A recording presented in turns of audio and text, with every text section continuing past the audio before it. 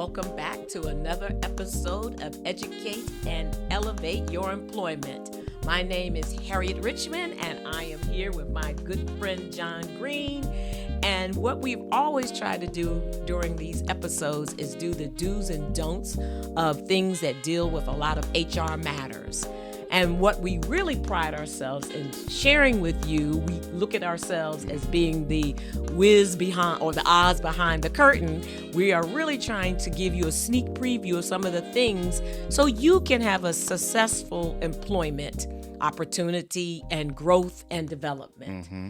Today's exciting subject, I think it's exciting too, because it is the number one subject in anybody's mind whenever they're applying for a job or whenever they're going through a promotion or raises, pay, right? The real reason people show up. Correct, right, to pay. It is passionate. You know, you want to have passion about your job. You want to buy into the mission. But the bottom line is, nobody is mama volunteering. Gotta get paid, right? Nobody's volunteering. No volunteer. They are volunteer our jobs, but mama gotta get paid, right? Absolutely, right. Absolutely. So we're going to both cover both. I'm going to talk about the government side of pay negotiations, and John is definitely going to share the private side of negotiation. Mm-hmm. John has much more exciting things about it because in the government, it's kind of clear cut. There's not a lot of wiggle room, but I'm going to share with you some ways on where you can negotiate your pay. Yeah. What about you, John? I think there's a lot more leverage that people have with private entities when it's salary negotiation time. Unlike the government where you all have a schedule and there's only so much leeway, if any, that people are able to negotiate at all. So it'll be very interesting to see the difference between the ways that these two areas operate. I agree with you. And so in the government, we have the two pay systems, the general schedule, we call it the GS, and then you have your federal wage schedule. I'm going to focus more on the GS because that tends to be the more dominant pay system in the federal government, and it covers the classification and the pay of administrative jobs, technical jobs, professional jobs, clerical jobs, you name it, it covers it. And what people get confused about is the whole grade process. And sometimes I hear people say, well, I'm working as a GS 17. Wrong answer. There's only 15 grades in the federal government. And then in between the grades, they are what we call step increases. Now, to get a grade, you either are competing for the job. In other words, you apply for it, and you're competing with some other candidates, and the hiring manager picks you up. Or you're in what we call a career ladder position, and your job goes to a certain grade in increments. The steps in between, if your job doesn't go into another grade, then you start earning step increases, providing that your performance is at least at the acceptable level of their performance management system, of the agency's performance management system. And in those steps, and people crack me up about that because some people think the steps are promotions, but they're not. They're like 3% increases, and they go the first 3 years, they're consecutive.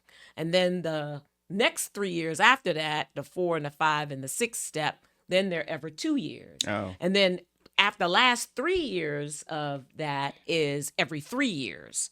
So you go through, their steps are 1 through 10, but it's 1, 2, 3 every year, 4, 5, 6 every 2 years, 7, 8, 9 every 3 years. And then when you get to step 10, no more increases, right? You're there unless you get a promotion. So your job is to always look to see how you can, once you get the job, how you can get your promotions.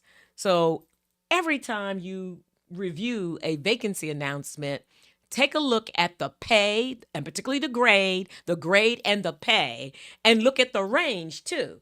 Because sometimes I have to tell my clients, that's only going to a GS7. Are you going to be happy with that? Because the next time you try to get a promotion, you're going to have to compete for it. So you want to look for jobs that have a nice promotion range, or what we call a career ladder promotion range. Don't assume that you're going to go to the top range when you're looking at the vacancy announcement. Most likely, you're going to go to the first range unless you can qualify for the other grades.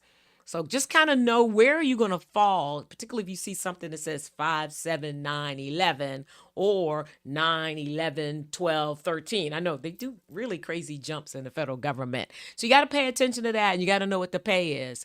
Don't assume that every position has a career ladder. Like I said, if you see it and it shows that it stops at this or it's just a GS7, and on that bottom line, if they don't say, but the job can go up to a 13, most likely it's not. It's what it is, a GS7. And whatever that pay is that you see, minus the steps, that's the pay, right? For the remaining time that you're in that job. Expect most of the time to come in at the step one. Now you can, this is where pay negotiation comes into play. You can try to argue for a higher step increase within that grade. Maybe you have some unique experience. Hear me what I said. You have to have some unique experience, specialized experience, some experience that none of the other candidates have that will allow a manager to say, hey, HR, can we do a superior qualifications determination on them and allow them to come into at a higher step. That's when you can kind of negotiate your pay. Be ready to show by your earning statements, your responsibilities, or your market value. And you're going to talk a little bit I think that's, people think that that's only a private sector concern, but it's also a federal government concern. We're not going to pay you for a job that doesn't lend itself to a certain amount that you think it should. We're going to pay you, again, we have a classification system. So first we are kind of, how would I say? I don't want to say we have to comply with our classification standards. And then we're also looking at market trends. How much are they paying you for this type of skill set? So you got to come in with your arguments. But an HR professional will try to help you through that. But here's the thing people don't know, John. And this is where I say we are the Oz behind the curtain. Our job in HR is to make sure we are protecting taxpayer value. I know you think you're worth all this amount of money, but our job is to tell the taxpayer we're not paying you any more than what you're really, really worth. So it's hard because you have this hiring manager, they want to pay all this money, and then we, kind of like the gatekeepers, have to say, nah, we're only going to pay for this because we have to answer to our taxpayer, right? Interesting. Yeah, I'm going to stop there. I got some more do's and don'ts with the pay negotiation. I'd love to hear how the private sector does it. It's a lot more open than that, I think, because it's not as structured. Again, depending on what the organization is, you know, there's something called the wage transparency law now. So when you post positions, you are supposed to post the range of that position. Now, that could either be the entire range, it could be the hiring range, because sometimes we're only hiring not the whole range, but between this and this. But by law, you're supposed to. And this is in several states. The organization where I work, we hire people from every state. So I'm not looking to see which state does participate, which state doesn't. So when I post jobs, I post them and I put the salary range on all of them. So that's the transparency law. So it stops people from guessing whether it's worth it. When you go on Indeed or all these others and you see the job and it has a range on it, that tells you, is this worth my time and money, or is this within the range that I want to apply? So that's the purpose of the wage transparency. It stops the applicant from having to guess what this job makes. When you're in your interview and you're hoping they get to the salary piece and going, because I've had several interviews where I've interviewed people, we've gone through everything, and then I get to what salary range you're looking for, and then it's $30,000 more than what our range is, and I'm like, well, this isn't going to work. So thank you for calling. I've wasted your time. You've wasted my time.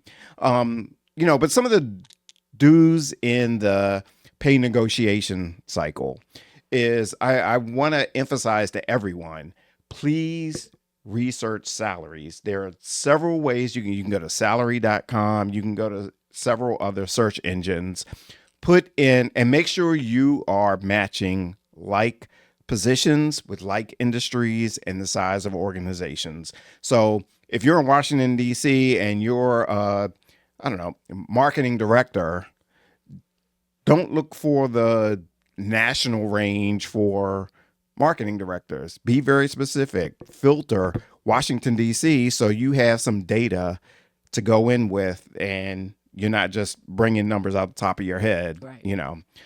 Some of the other things are, naturally be respectful and also very realistic. I know we all want to make jump up $50,000 more than it is, but what is the actual market bearing?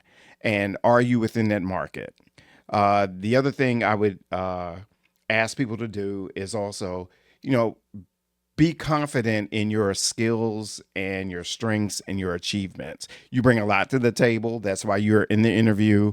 If you feel like you're being lowballed when it is time for that, step back, reiterate what you bring to the table and why, as you mentioned before, what your worth is. Right.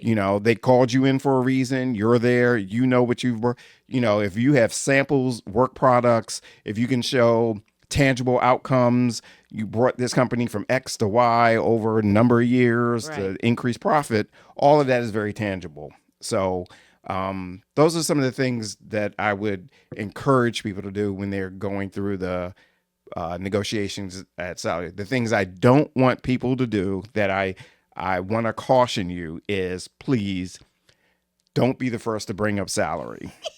Can't bring it up. Yeah, because it's interviewing is a dance. Right. You're interviewing me, I'm interviewing you. I mean, hopefully you're not interviewing out of desperation. So just like they're interviewing you, you're interviewing them to see if we talked about this before. If this is a cultural fit, if they brought up some things, I'm like, I don't know if this is the environment I want to be in, but if it sounds good and things are going well, wait for them to bring it up and ask you. Right. That's also something else. And typically I would say, if they make you an offer, don't accept the first offer or don't accept right away.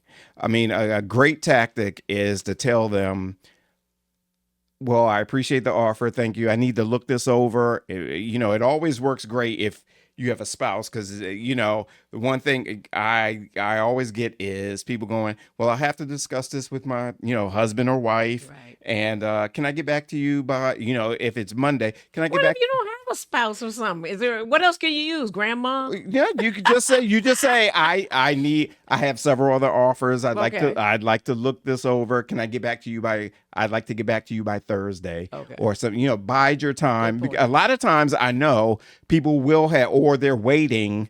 That's why they give me 3 days out, because if it's a good offer, like, you could tell me tomorrow that the answer is yes or no, but they're waiting because they've already been interviewing. They're waiting for the next offer to come in to go, well, I have this other offer. Is there anything else you can do?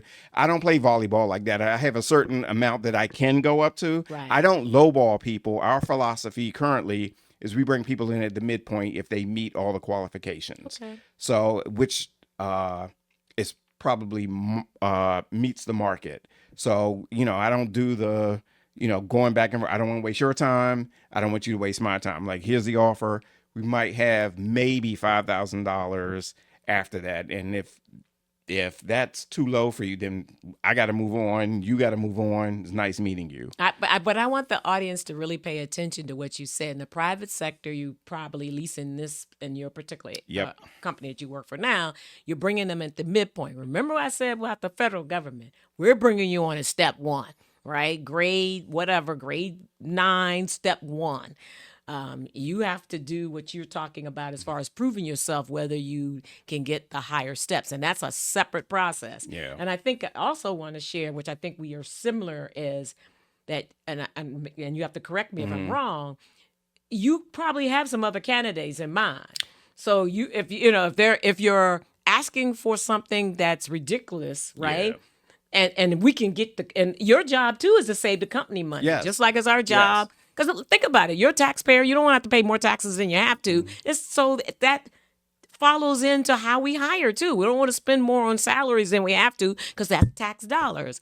So again, while we would love to have you, if we can get the candidate cheaper, Yeah. yeah, we're gonna do it, right? Yes. Some of the other strategies I want to give people is, say the salary's not as high as you want it to be. It's accepted. Like it's probably at the lower end of what you can absolutely accept and live Right. with. Some of the other things that you can ask for or even look at. Look at the whole package. You know, you want to look at the total compensation package. So not only the salary, but what are the benefits? You know, is the company paying for most of your benefits? Whereas if you were even making more at another company that offered you, but you'd have to come out of pocket more for all the other things. You know, and some of the things that you can negotiate or ask for if the salary's not as high, perhaps they can do a sign-on bonus.